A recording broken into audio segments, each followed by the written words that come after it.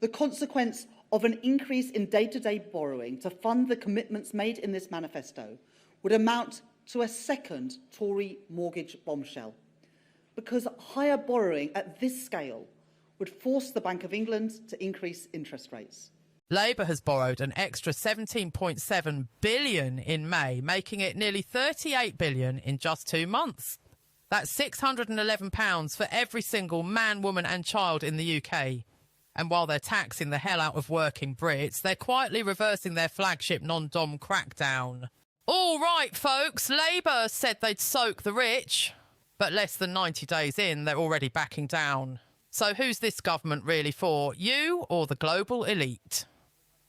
They said they'd end tax dodging, end sweetheart deals, bring in fairness. Rachel Reeves promised iron discipline, and Keir Starmer swore the rich would pay their share. Well, guess what?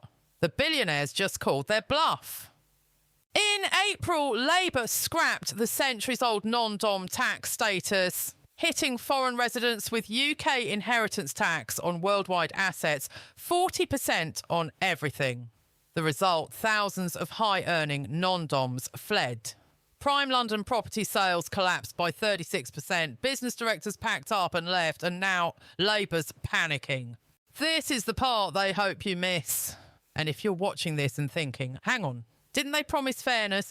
Do me a favour, comment below, share this, and let's get the truth out before they rewrite the headlines. Behind closed doors, Rachel Reeves is planning to roll back the very changes she sold as fairness. The inheritance tax on foreign assets, likely gone. Promised revenues from the reforms, slashed by half, says the OBR. And who wins? Not you. Not small business, not families, but the same global elite they claim to stand up to.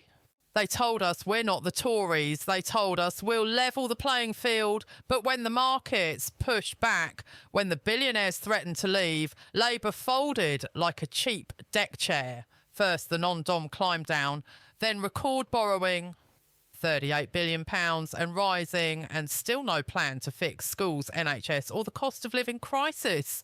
If you're a regular Brit, you've just been mugged. Again, they'll chase your pension, your property, your energy bills, while backing off from the very people who hoard wealth offshore. This isn't iron discipline. It's elite appeasement with a red rosette. If you've had enough of being lied to, speak up. Hit subscribe. Share this with one person who still believes Labour are on your side. Because if we don't hold them to account, no one will.